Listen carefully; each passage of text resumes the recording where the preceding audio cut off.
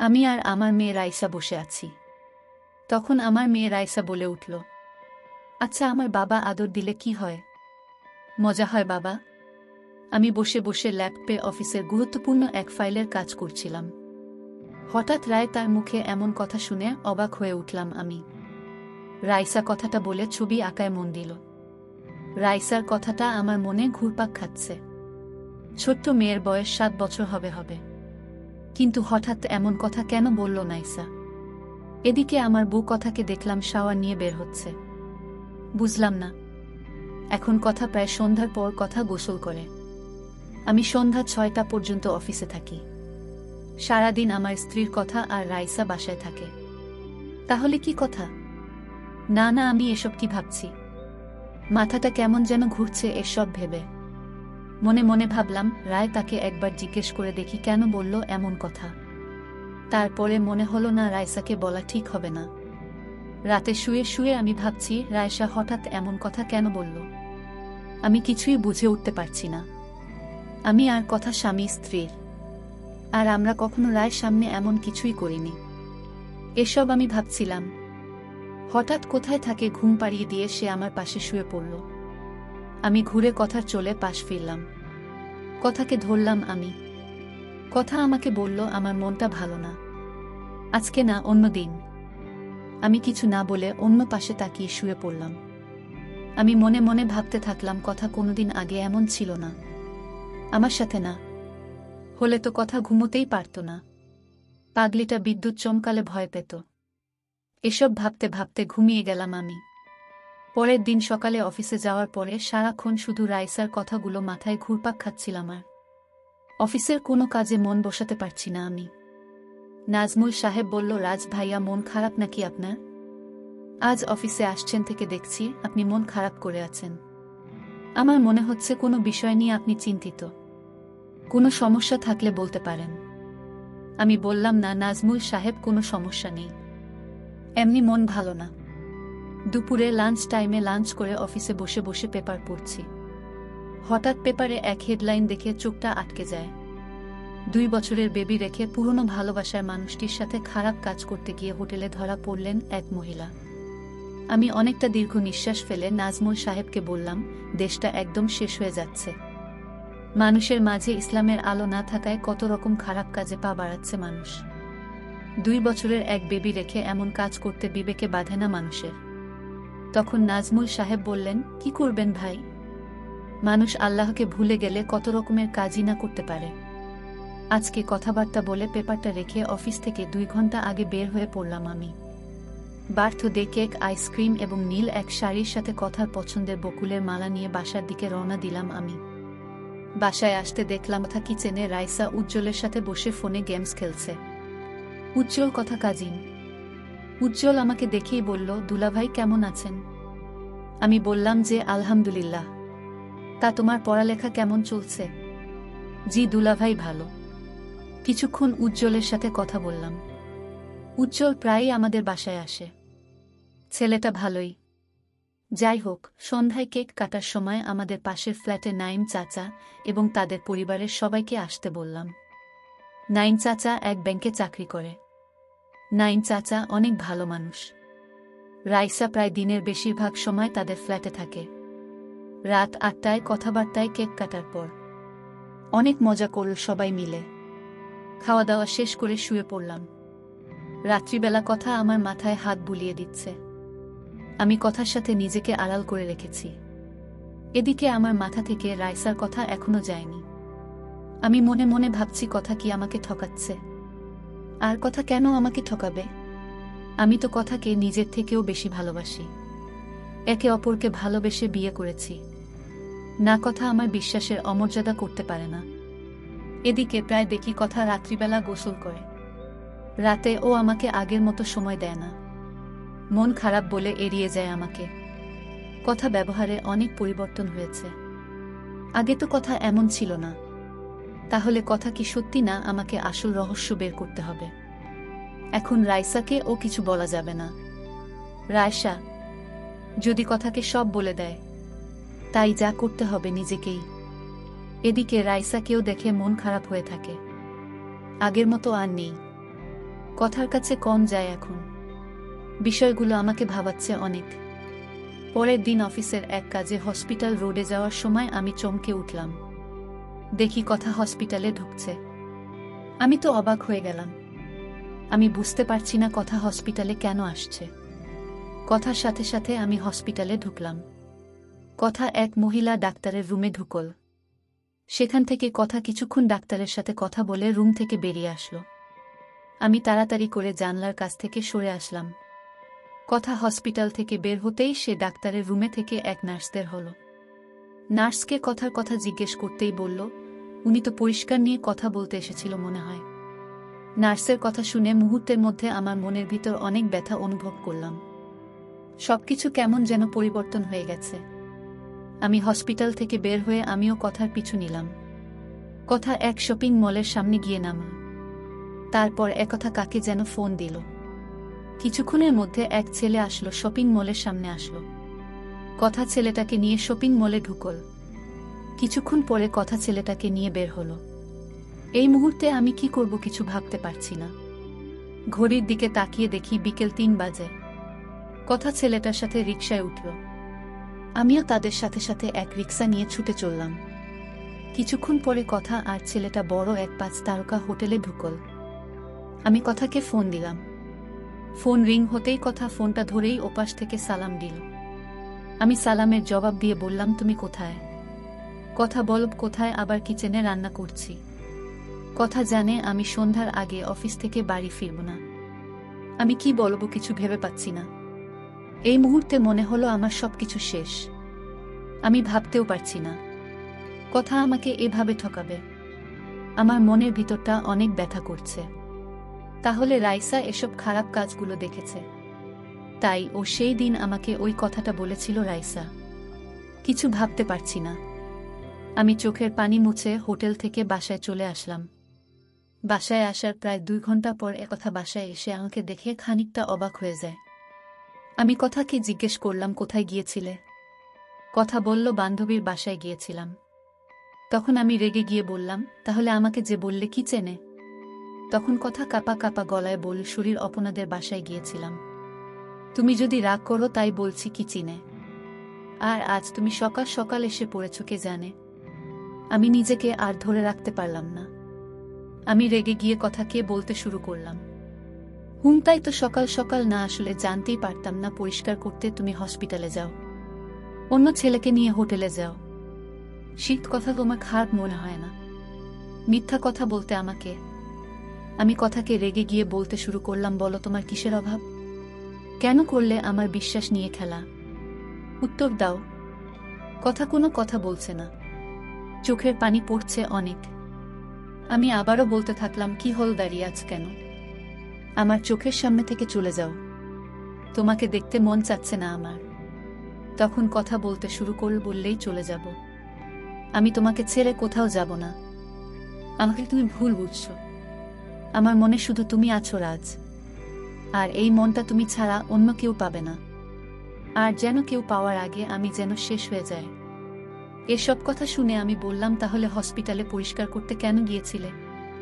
নিজের খারাপ কাজগুলো থাকতে। তখন কথা বলল, রাজ প্লিজ চুপ করো, আমি আর নিতে পারছি না। আমি বললাম, সত্যি কথা বললে এত খারাপ মনে হবে? জানো কথা তোমাকে ভালোবেসে বিয়ে করেছিলাম, আর তার প্রতিদান স্বরূপ এভাবে তুমি আমাকে কষ্ট দিবে? তুমি বললেই হতো যে আমার সাথে তুমি হ্যাপি নই। রাজ তুমি যা ভাবছ সব ভুল ভাবছ। হ্যাঁ, আমি ভুল ভাবছি। তাহলে বল হসপিটালে কেন গিয়েছিলে? আবার হসপিটাল থেকে বের হয়ে অন্য এক ছেলেকে নিয়ে শপিং করে হোটেলে কেন গেলে? নারাজ সবকিছু সত্যি, কিন্তু তুমি যা ভাবছ তা সত্যি নয়। আমি হসপিটালে গিয়েছিলাম ডাক্তার দেখানোর জন্য। আমার এক রোগ আছে, সেই জন্য আমি স্বাভাবিকের চেয়ে বেশি দিন অসুস্থ হয়ে থাকি। ডাক্তার সানজিদাকে দেখিয়েছি, তিনি রিপোর্ট দেখে বলেছেন অনেক বড় রোগ হয়েছে, আর সেটা ভালো ডাক্তার দেখিয়ে ফেলে দিতে হবে। আমি আর কোনোদিন মা হতে পারবো না। পৃথিবীতে সবাই চায় পরিবারের বাকি হিসেবে এক ছেলে, কিন্তু আল্লাহ এখনো আমাদের কোনো ছেলে দেয়নি। জানো রাজ, আমি সন্ধ্যাবেলা গোসল করতাম এই রোগের জন্যই। রাতে আমার মন চাইতো তোমার সাথে মাথা রেখে নিজেকে দিতে, কিন্তু যখন আমার এই রোগ থেকে অনেক ব্যথা হতো তখন আমার অনেক কষ্ট হতো। আর তোমাকে এই বিষয়টা জানাইনি আমি। তুমি যদি কষ্ট পাও তাহলে আমি যে এখনকার কষ্ট মেনে নিতে পারছি, হয়তো তোমার তখনকার কষ্ট মেনে নিতে পারতাম না আমি। কিন্তু আজ আমাকে সব বলতেই হলো। ক্ষমা করে দাও আমাকে। আর এক কথা, হসপিটাল থেকে বের হয়ে তাড়াতাড়ি করে রাফি ফোন দিয়ে বলে তার বিয়ে, আর আমাকে যেতে হবে। ছোটবেলায় বাবা মাকে হারিয়ে এতিমখানায় বড় হয় রাফি। এতিমখানা থেকে পড়ালেখা করে চান্স পায় ঢাকা বিশ্ববিদ্যালয়ে। এক কর্মসূচিতে পরিচয়, সেখান থেকেই ভাই বোনের সম্পর্ক। তাই আর না করতে পারিনি। হোটেলে গিয়ে দেখি ভয় যে মেয়েটা বসে আছে সেটা নিত্য তোমার বোন। রাফাল বিতর্কের সামনে নিয়ে বলে, পরিচয় করে নাও, এটা আমার আপু, আমার একমাত্র অভিভাবক। আমি বুঝতে পারছিলাম না কি হচ্ছে। মৃত্যু তোমার বোন, যে তোমাকে ছাড়া কিছুই বুঝতো না, সে ঋতুই তোমাকে ছাড়া বিয়ে করছে না জানিয়ে সবার সামনে বৃত্তের মাঝে বসিয়ে দেয়। ঋতু আমাকে ধরে বলে, ভাবি আমাকে ক্ষমা করে দাও, ভাইয়াকে কিছু বলো না। তারপরে দিত সব খুলে বলে আমাকে। মানে কি বলছো এসব? হ্যাঁ ঠিকই বলছি, আজ আমাকে বলতে কোনো বাধা নেই, বলতেই হবে আমার। আমি বললাম, আমার বোন এমন না, আমি এসব কিছু বিশ্বাস করি না। তখন কথা বলল, আমিও করিনি, কিন্তু এটাই সত্যি। কলেজের এক ছেলেকে ভালোবাসা তৈরি তো, নাম রাফি। ছেলেটা মৃত্যুকে অনেক ভালোবাসত। তাদের ভালোবাসার বন্ধনটা ছিল অনেক গভীর। কিন্তু একদিন কলেজ অনুষ্ঠানে যোগ দেওয়ার রীতির মেসে ফিরতে ফিরতে সন্ধে হয়ে যায়। আর এই সুযোগে কিছু পশু বৃত্তে অনেক বড় ক্ষতি করে দেয়। জানো, আজ আমাদের সমাজে খারাপ কাজ যারা করে তাদের জায়গা হলেও হয় না, যাদের ক্ষতি হয় তাদের জায়গা। এদিকে রিক্ততার ক্ষতি হওয়ার কথা কাউকে জানায়নি, কিন্তু কয়েকদিন পরে দিত স্থির করল রাফিকে সব বলে দেবে। তাই রাফিকে নিয়ে কলেজের পাশ দিয়ে যে নদী বয়ে গেছে সেখানে নিয়ে যায়। এটা মৃত্যু আর রাফির প্রিয় জায়গা। ধৃত মজা করা বাদ দিয়ে বলতে থাকে, রাখি আমাকে ভুলে যাও। কথাটা রিতকে যতটা আঘাত করে তার চেয়ে আঘাত করে দিত পাশে বসে থাকা লাফিয়ে মনকে।